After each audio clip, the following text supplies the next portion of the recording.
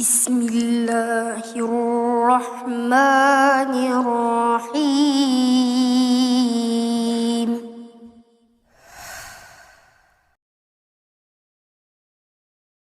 Lillahilladzi arsala rasulahu bil huda wa dinil haqq liyudhhirahu 'ala ad-dini kullihi wa kafa billahi shahida wa kafa billahi wakila. Asyhadu an la ilaha illallah wahdahu rabbi la syarika lahu wa asyhadu anna Muhammadan 'abduhu wa rasuluhu alladzi la nabiyya ba'dahu, amma ba'du. Kita lanjutkan kajian kita, masih membahas tafsir dari surah-surah pendek di dalam juz amma. Kita masih masuk ke suratul Insyiqaq pada ayat ke-7. A'udzubillahi minasyaitonirrajim. Bismillahirrahmanirrahim. Fa amma man utiya kitabahu biyamini fasawfa yuhasabu hisaban yasira wa yanqalibu ila ahlihi masrura. Maka adapun orang-orang yang mengambil catatannya dengan tangan kanannya, maka dia akan mendapatkan hisab dengan hisab yang sangat mudah dan akan kembali kepada keluarganya dengan sangat senang. Wa amma man utiya kitabahu wara'a dhahri. Adapun orang-orang yang diberikan catatannya di belakang punggungnya, fasawfa yad'u subura, maka dia akan teriak-teriak dan mengatakan, celaka aku. Wa yasla sa'ira, dan dia akan masuk ke dalam neraka yang menyala-nyala. Innahu kana fi ahlihi masrura. Padahal ketika di dunia orang ini sangat bahagia dengan keluarganya. Innahu dhanna an la yahud.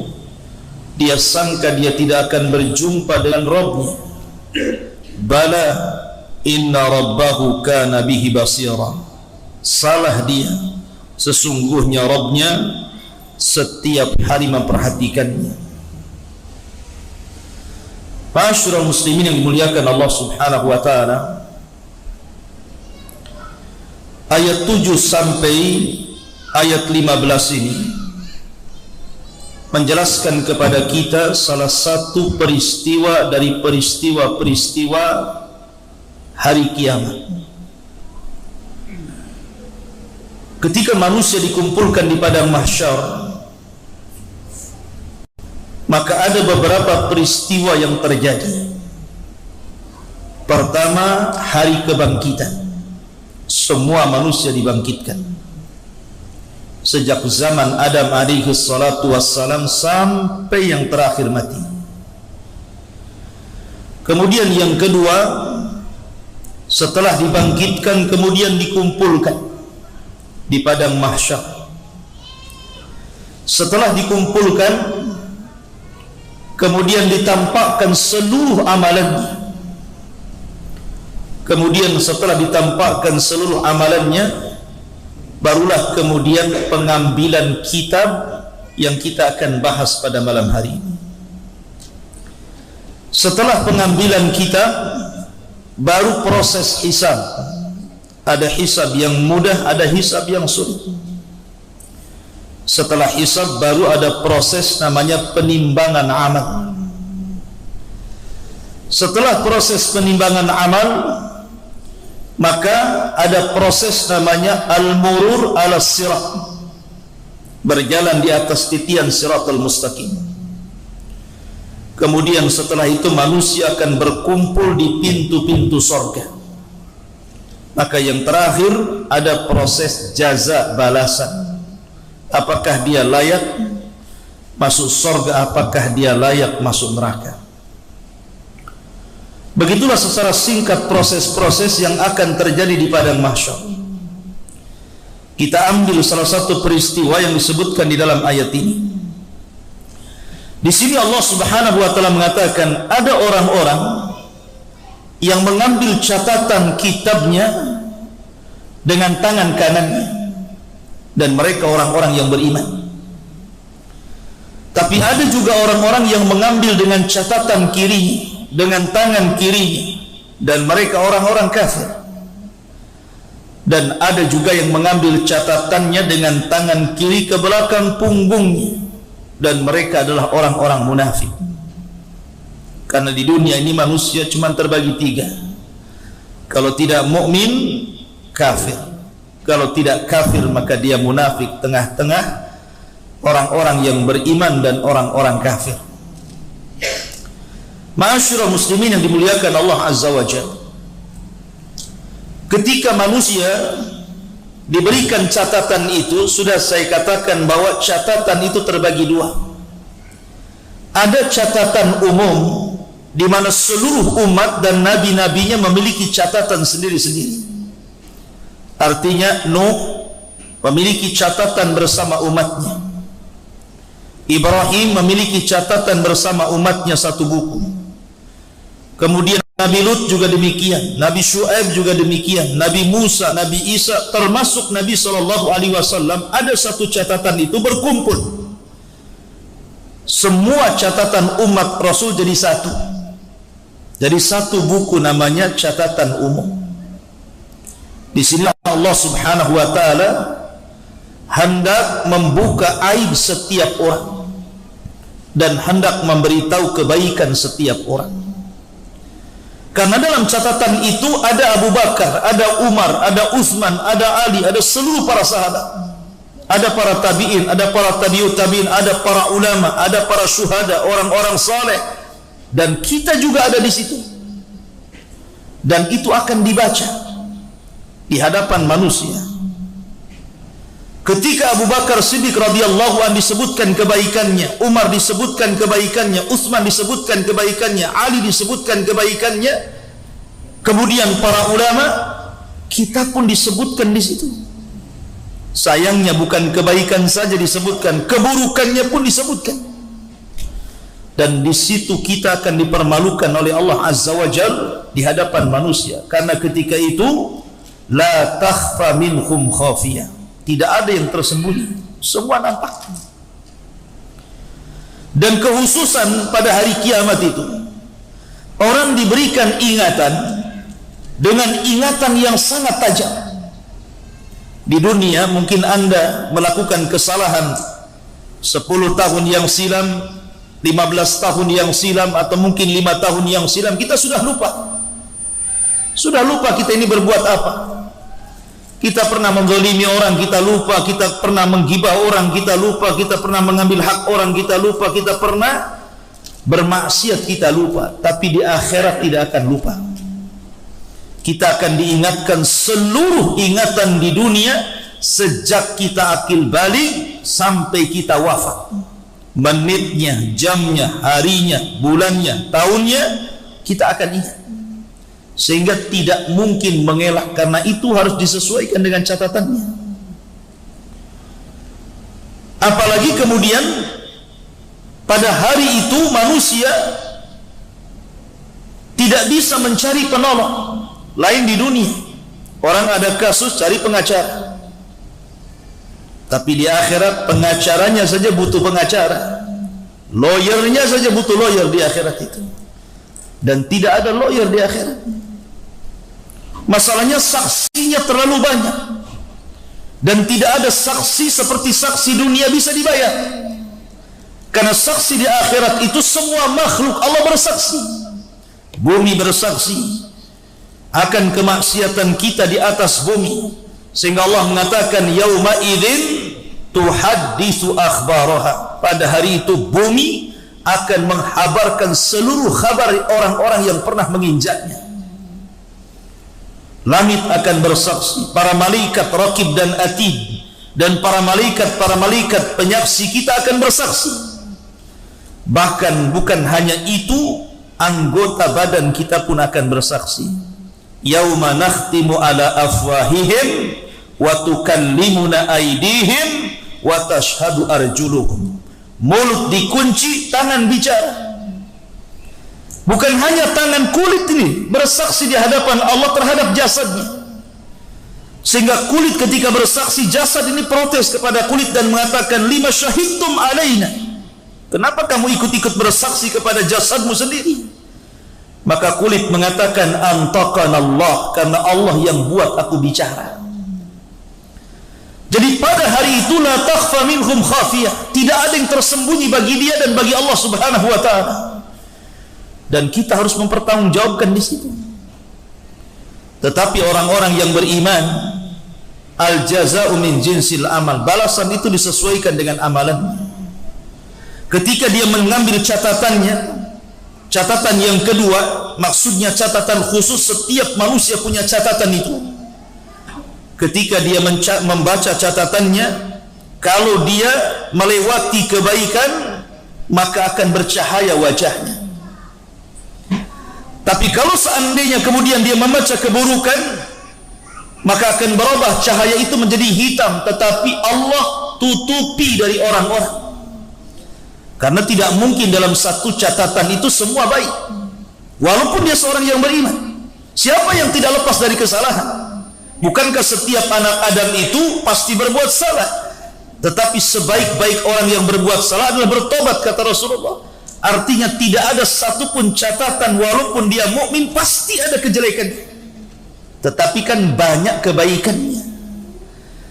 Kalau dia membaca kebaikan, wajahnya bercahaya. Dia baca kebaikan, bercahaya lagi, semakin terang, sehingga wajahnya kal qamari lailata badr, seperti bulan purnama. Tapi ketika dia lewat kepada catatannya, maka wajahnya berubah menjadi hitam, tapi Allah tutupi dari manusia, tidak tampak, karena dia orang beriman. Tapi orang-orang kafir, sudah catatannya berwarna hitam, kemudian dia membaca menjadi mukanya hitam, maka manusia sudah memandang, maka dia orang jahat. Dari sinilah Allah Subhanahu wa ta'ala menggambarkan begitu bahagianya orang-orang yang beriman, sehingga ketika mengambil catatan dengan tangan kanannya, dia mengatakan, ha umuqra'u kitabiyah, baca catatan saya, dengan bangganya, karena dia sudah tahu jalan dia ke surga. Tapi orang-orang kafir, dia enggan memegang catatannya, dia ingin melemparnya tapi tidak bisa, karena sudah tahu jalannya ke neraka. Ma'asyiral muslimin yang dimuliakan Allah Subhanahu wa ta'ala, para ulama mengatakan bahwa ketika orang membaca catatan itu, disitulah perubahan fisik terjadi.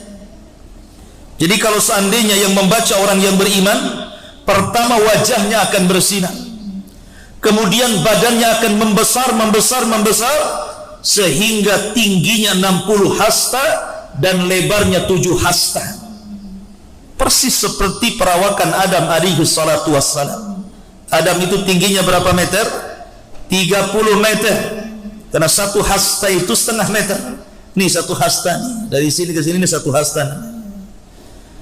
Satu hasta itu setengah meter, 2 hasta berarti 1 meter. Kalau 60 hasta berarti 30 meter. Kalau 7 hasta berarti 3 meter. 3 meter lebih. Berarti badannya kita ini akan 60 hasta, kemudian lebarnya 7 hasta, dan akan berhenti sampai di sini, tidak mungkin membesar lagi. Itulah fisik orang-orang yang beriman ketika membaca catatan. Dan dengan jasad sebesar itulah dia akan murur ala sirat, berjalan di atas sirat al-mustaqim menuju surga. Allah mengatakan, wa in kuntum illa wariduha, kalian akan melewati dan tidak mungkin tidak pada titian sirat itu. Tapi orang kafir beda lagi. Ketika dia membaca catatannya, mukanya menghitam, badannya membesar. Semakin banyak dosanya, semakin besar badannya, semakin banyak dosanya, semakin hitam mukanya, sehingga badannya entah seberapa besarnya. Karena digambarkan penduduk neraka itu giginya saja seperti gunung Uhud besarnya itu. Giginya penduduk neraka seperti gunung Uhud. Gimana mulutnya, gimana wajahnya, gimana badannya. Maka penduduk neraka itu akan besar wajahnya, besar badannya, dan besar perawakannya. Tapi subhanallah, sebesar itu Jahannam tidak bisa penuh. Walaupun manusia menjadi besar, semakin besar karena banyak dosanya, tapi ketika mereka dimasukkan ke dalam Jahannam, Jahannam tidak pernah penuh. Sehingga ketika Allah Subhanahu wa taala menggambarkan tentang Jahannam, halim talati, sudahkah kau penuh wahai Jahannam? Apa kata Jahannam? Hal min mazid, adakah tambahan ya Rabb? Masukkan saja. Ya. Menunjukkan bahwa Jahannam itu neraka yang sangat besar. Ya. Ma'asyiral muslimin yang dimuliakan Allah Azza wa Jalla. Di sini Allah mengatakan, fa amma man utiya kitabahu biyamini, barang siapa yang mengambil catatannya dengan tangan kanannya, fasaufa yuhasabu hisaban yasira, maka dia akan mendapatkan hisab yang mudah. Manusia akan tinggal di padang mahsyar itu bukan sebentar. Khamsina alfasana, Allah sebutkan 50.000 tahun dalam kondisi berdiri, tidak duduk dan tidak berbaring. Kemudian matahari didekatkan di atas kepala 1 mil. Kemudian keringat bercucuran dan keringat itu menjadi kolam di sekitarnya. Ada yang tenggelam selutut, ada yang tenggelam sepusar, ada yang tenggelam sedada, ada yang tenggelam sampai ke lehernya, sesuai dengan kadar amalan. Dan dia akan berada di situ selama 50.000 tahun. Disinilah kenapa alasannya penduduk Mauqif itu tidak mungkin duduk, karena kalau duduk tenggelam dengan keringatnya, apalagi berbaring. Maka kondisi mereka hanya berdiri, ya yauma yaqumun nasu li rabbil alamin, pada hari manusia berdiri di hadapan Rabbnya semesta alam. Lah ketika itu apakah seluruh manusia akan sama tinggalnya selama 50.000 tahun? Tidak, kata para ulama. 50.000 tahun itu hanya untuk orang kafir saja. Karena orang-orang yang beriman, ada di antara mereka yang tidak dihisab, ada yang di antara mereka tidak diazab. Seperti hadis Nabi SAW, ketika dia bermimpi kemudian ditampakkan sebelah kanannya umatnya yang begitu banyak. Tiba-tiba Rasul mengatakan, apakah itu umatku? Maka Jibril mengatakan, bukan, itu Nuh, itu Musa dan kaumnya. Itu umatnya Musa dan kaumnya. Ketika Nabi SAW melihat ke arah lain, rupanya ada umat yang jauh lebih banyak dibandingkan umat Musa. Maka dikatakan, nah itulah umatmu. Nanti pada hari kiamat umat Islam umat terbanyak. Kemudian dikatakan kepada Nabi SAW, minhum, di antara mereka umatmu itu ada 70.000 yadkhulunal jannah bighairi hisabin wala adzab. Di antara mereka ada 70.000 orang yang tidak akan disentuh hisab dan tidak akan diazab, direct masuk surga. Maka orang ini tidak pernah tinggal di padang mahsyar kecuali hanya lewat. Karena orang-orang yang tinggal di padang mahsyar itu untuk melakukan proses hisab. Nah ini nggak dihisab, nggak diazab, directlah masuk surga. Tapi ada orang-orang yang dihisab. Ada yang hisabnya mudah sehingga prosesnya cepat, ada yang hisabnya sulit sehingga prosesnya lambat. Yang hisabnya mudah, dia tidak akan tinggal lama di padang mahsyar. Tapi yang hisabnya sulit, boleh jadi mereka akan bersama dengan orang-orang kafir selama 50.000 tahun berdiri mencari peradilan Allah Subhanahu wa ta'ala.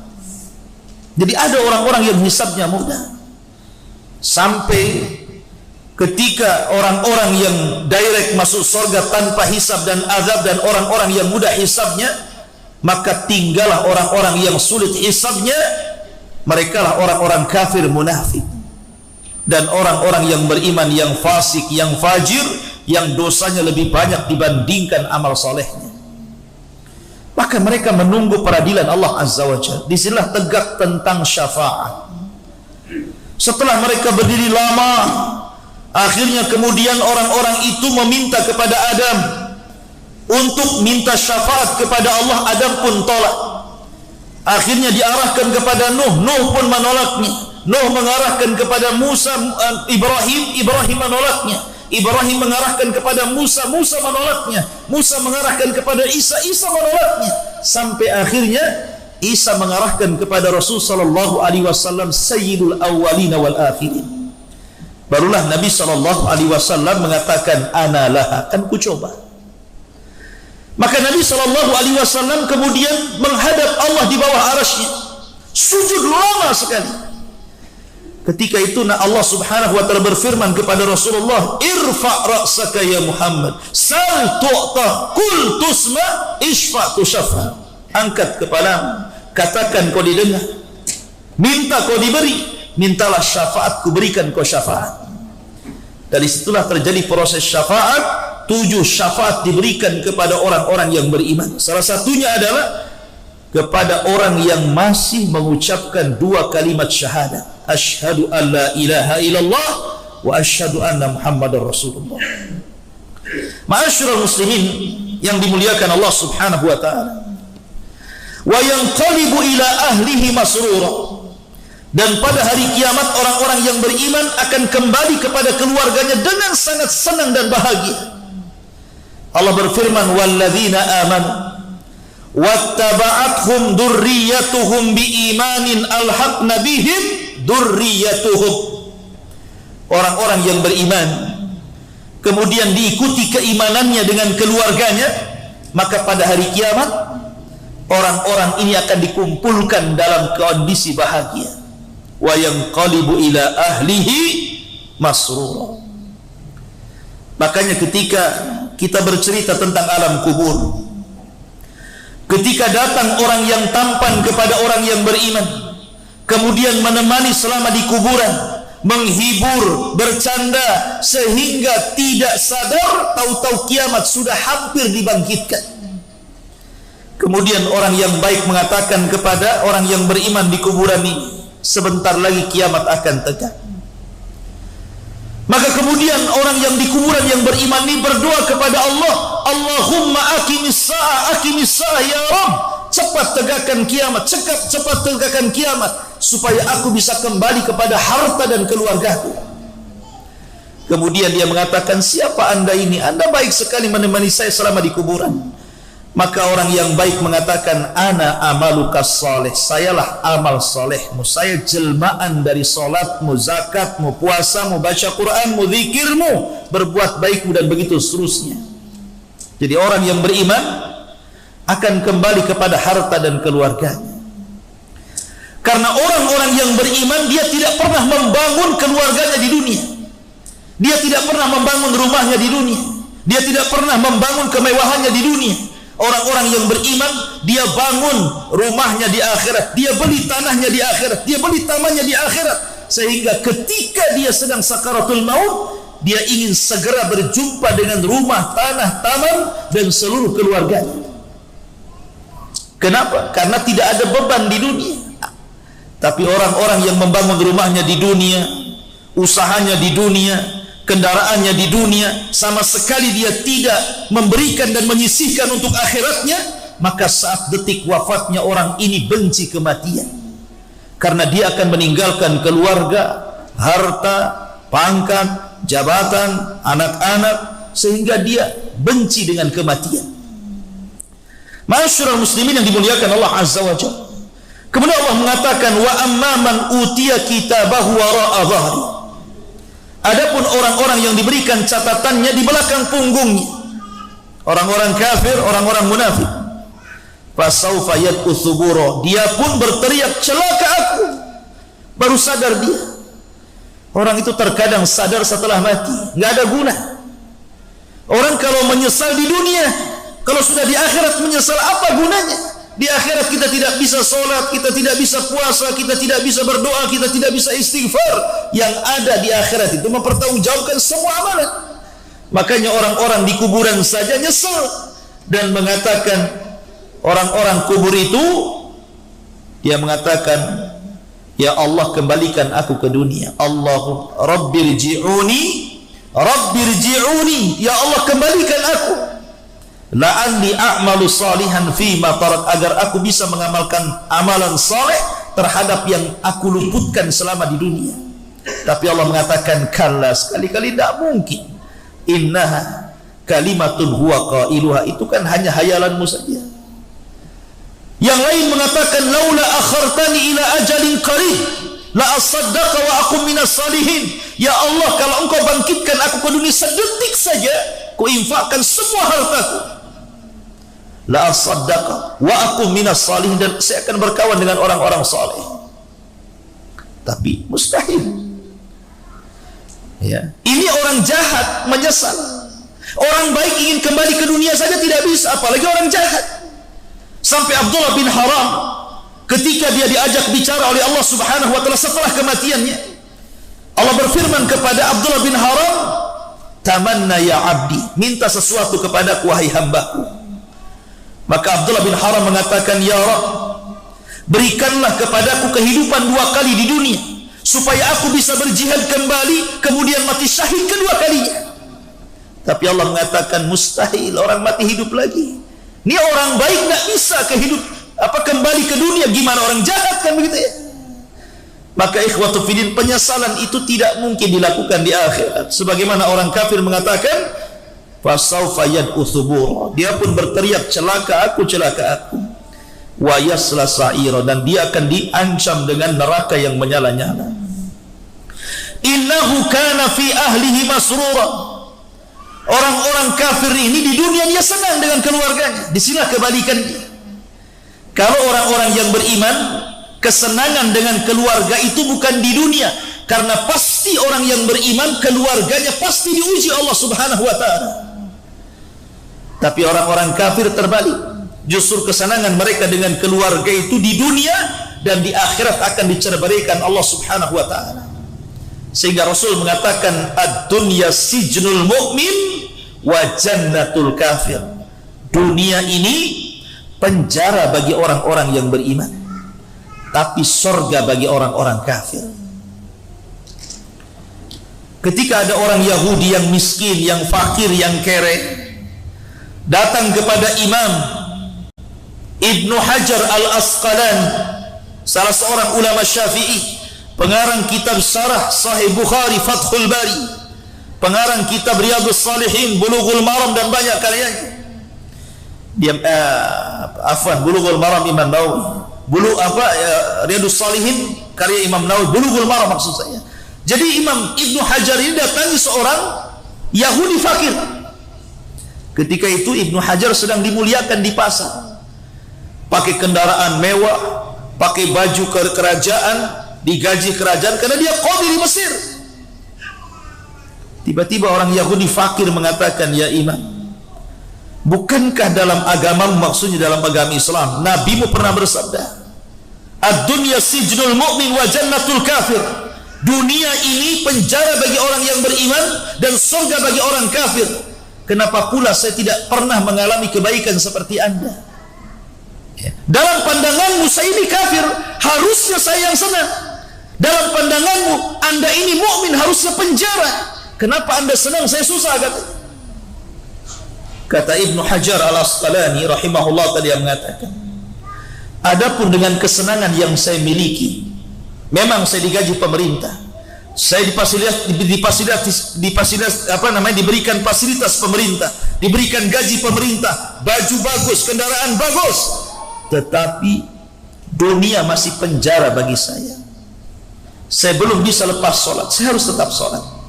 Saya belum bisa lepas puasa, saya harus tetap puasa. Saya harus tetap sedekah, zakat, zikir, baca Quran, mengajar, talabul ilmi. Saya tidak bisa meninggalkan itu semuanya, karena seorang mukmin tidak mungkin kenyang untuk beramal soleh sampai kedua kakinya masuk ke dalam surga. Tapi dirimu sesusah ini di dunia, kamu masih surga dibandingkan dengan akhirat yang menunggumu dengan api yang sangat besar yang akan melahapmu. Bersyukurlah kau masih hidup di dunia. Dunia surga bagimu. Kalau kamu mati masuk neraka lebih payah daripada sekarang kau hidup di dunia. Tapi diriku dibandingkan dengan surga, kenikmatanku ini nggak ada apa-apanya. Ya. Dari sini ma'asyiral muslimin bahwa orang-orang kafir itu Allah berikan istidraj dalam kehidupan dunia. Jadi jangan sedih kalau antum melihat ada orang kafir kerjanya bagus, gajinya besar, rumahnya gedung, kendaraannya bagus, istrinya cantik, anak-anaknya banyak, tidak ada masalah, bahagia terus, jalan ke sana kemari. Tidak perlu sedih. Kenapa? Karena Allah mengatakan innahu kana fi ahlihi masrura. Ketika di dunia orang-orang kafir diberikan kesenangan, tapi kesenangan mereka hanya sebatas istidraj. Wa umli lahum inna kaidi matin. Kami biarkan mereka senang sampai pada waktunya kami adab. Hatta idza farihu bima utu akhadnahum baghtah. Sampai ketika mereka bersenang-senang dengan apa yang kami berikan dari kehidupan dunia, mereka tidak sadar, tiba-tiba kami adab mereka sekonyong-konyong secara tiba-tiba. Istidraj. Tapi keluarga orang-orang yang beriman pasti ada ujian. Terkadang ujian itu beruntun, ikhwan. Anda harus sabar. Ya. Anda harus sabar, karena keluarga yang beriman itu pasti diuji. Nggak diuji orang tuanya, diuji istrinya. Nggak diuji istrinya, diuji suaminya. Nggak diuji suaminya, diuji anak-anaknya. Nggak diuji semuanya, diuji ekonominya, diuji kesehatannya. Orang yang beriman pasti diuji. Sehingga ketika orang yang beriman ini berjalan di permukaan bumi, kemudian ujian terus beruntun kepadanya, sampai dia keluar dari bumi sudah tidak ada kesalahan lagi. Karena ada dosa itu yang tidak bisa diampuni dengan istighfar, hanya bisa diampuni dengan kesabaran, dengan ujian. Sebagaimana ada surga itu tingkatan-tingkatan tertentu tidak bisa kita capai dengan sholat, zakat, puasa, haji, hanya bisa dicapai dengan kesabaran. Dan sabar itu tidak mungkin terjadi kecuali ada ujian. Dan Allah katakan innama yuwaffas sabiruna ajrahum bighairi hisab. Allah katakan sesungguhnya kami cukupkan pahala orang yang sabar tanpa batas. Sabar itu pahalanya luas. Beda dengan sholat ada nominalnya, beda dengan zakat ada nominalnya, beda dengan baca Quran ada nominalnya. Tapi sabar tidak ada nominalnya. Saking banyaknya pahala orang yang bersabar itu. Innahu dhanna an la yahur. Orang-orang kafir itu mereka sangka mereka tidak akan berjumpa dengan Allah. Makanya kenapa orang-orang kafir itu hidupnya kayak binatang, tidak diperintah dan tidak dilarang, kan itu seolah-olah tidak ada larangan kepada mereka dan tidak ada perintah kepada mereka, sama dengan binatang. Karena apa? Karena memang Allah Subhanahu wa ta'ala berikan kesenangan kepada mereka. Allah berikan kesenangannya cash di dunia, tetapi dia tidak akan mendapatkan kesenangannya di akhirat. Makanya ketika orang-orang kafir dibangkitkan pada hari kiamat, dia berteriak-teriak dan mengatakan wa qalal insanu malaha. Orang-orang kafir berkata, malaha, ada apa ini? Dalam surah Yasin, ya wailana man ba'athana min marqadina. Celaka diriku, siapa yang membangunkan aku dari tidurku ini? Tapi orang-orang yang beriman hanya tersenyum dan mereka mengatakan hadza ma wa'adar rahman wa sadaqal mursalun. Inilah janji Ar-Rahman kepada kalian dan benarlah ucapan para rasul. Kemudian Allah katakan bala inna rabbahu kana bihi basira. Orang kafir itu tidak menyangka bahwa mereka setiap hari diperhatikan Allah. Allah maha melihat, Allah maha mendengar, Allah maha mengetahui. Makanya orang-orang yang beriman sangat yakin. Ketika kita yakini Allah maha mendengar, maka orang yang beriman yakin bahwa setiap ucapannya didengar Allah. Ketika orang-orang yang beriman mengatakan Allah maha melihat, maka setiap perbuatannya dia yakin sedang dilihat Allah. Makanya terlahir menjadi orang-orang yang baik. Ucapannya tidak keluar kecuali santun, perbuatannya tidak keluar kecuali akhlak, dan begitu seterusnya. Tapi orang kafir, mereka tidak merasa diawasi, tidak merasa didengar. Makanya sekehendaknya idza lam tastahi fasna ma syi'ta, kata Rasul. Kalau tidak punya malu, lakukan sekehendaknya. Begitulah perbedaan orang kafir dengan orang beriman. Orang kafir percaya dengan nama dan sifat bagi Allah Azza wa Jalla. Cuma masalahnya ada orang-orang yang beriman itu, mereka hanya mengakui tentang nama-nama Allah, tapi tidak pernah mengakui sampai ke mahanya Allah Subhanahu wa ta'ala. Saya contohkan seperti ini. Allah maha melihat. Semua yakin dan paham. Semua sepakat kaum muslimin mengatakan Allah Maha mendengar. Tapi tidak semua orang yang yakin dan percaya Allah Maha mendengar, ucapannya merasa didengar Allah. Ada orang seperti itu, tidak ada muraqabah sama sekali. Coba kalau seandainya orang-orang yang beriman, yang percaya dengan nama Allah, kemudian yakin dengan mahanya Allah, tentu ketika dia mengatakan Allah Maha mendengar, dia yakin ucapannya didengar Allah. Ketika dia yakin Allah Maha melihat, pergerakannya dilihat Allah. Ketika dia yakin Allah Maha Razzaq, Maha pemberi rezeki, dia yakin harta itu titipan Allah. Ketika Allah Subhanahu wa taala Maha Rahim, dia yakin bahwa ada kesempatan untuk bertobat karena Allah itu rahim kepada hambanya. Begitu seterusnya. Makanya penting beriman dengan nama-nama Allah Subhanahu wa taala untuk menguatkan iman seseorang supaya tidak kufur. Tidak kufur nikmat maksudnya. Ya. Ma'asyiral muslimin yang dimuliakan Allah Azza wa Jalla, maka di sini Allah Subhanahu wa taala menyebutkan dua kelompok, yang satu kelompok ahli surga, yang satu kelompok ahli neraka.